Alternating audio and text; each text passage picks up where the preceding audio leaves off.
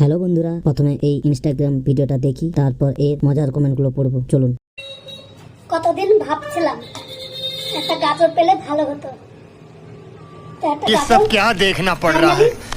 अच्छा है मैं अंधा हूँ। तो चलिए शुरू करते हैं। বুড়ি বয়সে কত চুলকানি হয়েছে, তার জন্য বিটেক মলম লাগাও না। সঠিক বলেছেন।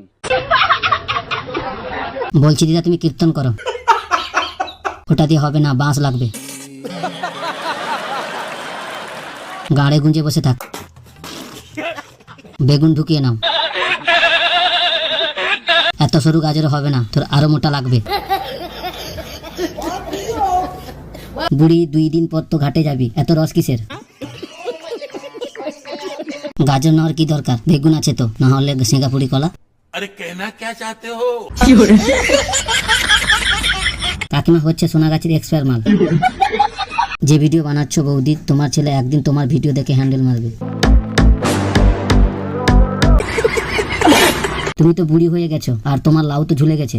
ঠিক বলেছো। এমন বয়স্ক বৌদিকে চুলকানি দিতে ভালো লাগে কালো গাজর দিয়ে।